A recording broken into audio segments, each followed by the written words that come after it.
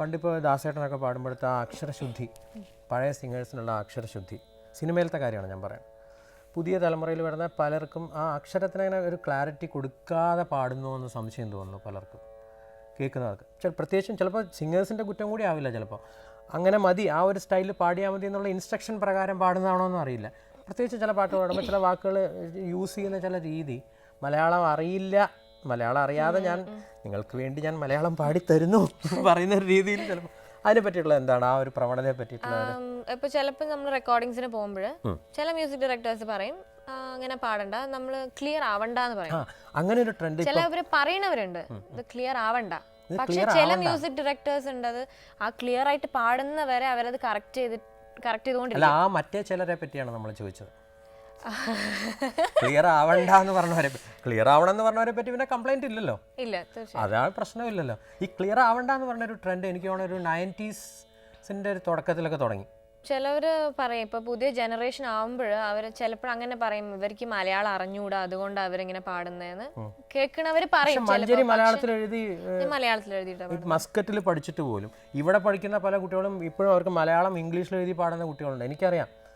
അപ്പോൾ അത് നമ്മളൊരു ഇതിന് വേണ്ടിയിട്ട് ഇറങ്ങുമ്പോൾ അത് പെർഫെക്റ്റ് ആയിട്ട് അങ്ങനെ അതിന് വേണ്ടിയിട്ട് തന്നെ അല്ലേ ലാംഗ്വേജ് ഒക്കെ പഠിച്ച് ആ ലാംഗ്വേജ് അതേ നോക്കി എഴുതി വായിച്ച് പാടാൻ പറ്റുന്ന ആളാണ്.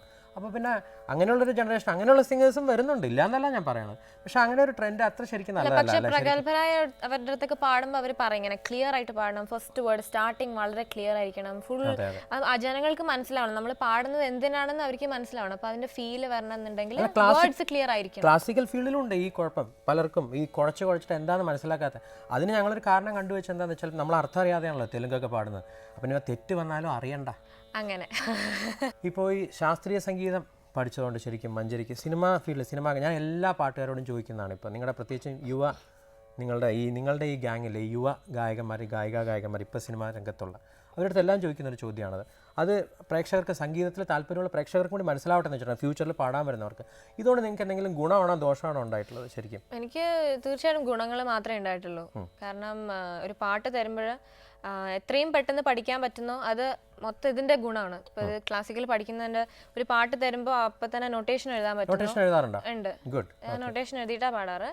അപ്പൊ ഇപ്രാവശ്യം തന്നെ തെലുങ്ക് പാടാൻ പോയി. അപ്പൊ ഭയങ്കര കട്ടിയായിരുന്നു ലിറിക്സ് ഒക്കെ. ആദ്യമായിട്ട് കീരവാണി സാറിന്റെ മ്യൂസിക്കിൽ അതെ പാടി. അപ്പൊ അദ്ദേഹം ചോദിച്ചു ഞാൻ പാട്ട് പറയാം, നൊട്ടേഷൻ എഴുതുമല്ലോ എന്ന് ചോദിച്ചു. അപ്പൊ ഓക്കെ സാർ എഴുതാന്ന് പറഞ്ഞു. അപ്പൊ വളരെ സിമ്പിൾ ആയിരുന്നു.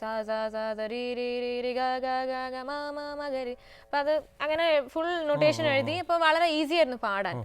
നമുക്ക് വളരെ ചെറിയ സമയത്തിനുള്ളിൽ പാട്ട് പഠിക്കാനുള്ളൊരു ബെനിഫിറ്റ് ഉണ്ടാവണം. പിന്നെ അതല്ലാതെ പാടുമ്പോഴും പെട്ടെന്ന് മ്യൂസിക് ഡയറക്ടർ വല്ല സംഗതി പറയുമ്പോൾ അത് പെട്ടെന്ന് ഗ്രാസ്പ് ചെയ്യാൻ പറ്റും. പിന്നെ അതല്ലാതെ ഒരു മോഡ്യുലേറ്റ് ചെയ്യാൻ പറ്റും വോയിസ്. പ്രത്യേകിച്ച് ഇപ്പോൾ ഇത്രയും സ്പീഡായിട്ടുള്ള ഈ കാലത്തെ എത്രയും കുറച്ച് സമയം നമ്മൾ എടുത്തുള്ളെങ്കിൽ അവർക്ക് റെക്കോർഡിംഗ് തിയേറ്ററിന്റെ വാടകയൊക്കെ കുറഞ്ഞു കിട്ടും പ്രൊഡ്യൂസർക്ക്.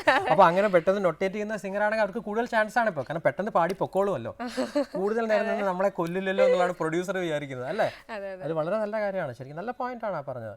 പിന്നെ ക്ലാസിക്കൽ കൂടുതൽ പാടുന്നുണ്ട്, കൂടുതൽ സാധകം ചെയ്യുന്നുണ്ട്, സിനിമ ലൈറ്റ് സോങ് പാടാൻ ബുദ്ധിമുട്ടാവുന്ന അങ്ങനെ ഒരു വേറെ നമ്മളത് വളരെ റിജിഡായിട്ട് പ്രാക്ടീസ് ചെയ്യാണ്ടിരുന്നാൽ മതി. നമ്മള് വളരെ റഫായിട്ടും അങ്ങനെ എന്നൊക്കെ ആക്കിയിട്ട് അങ്ങനെ വേണ്ട, നമ്മള് ലൈറ്റ് ആയിട്ട് സാധകം ചെയ്യാം. ദേവസാധകം മതി, അസുരന്റെ സാധകം വേണ്ട അല്ലേ.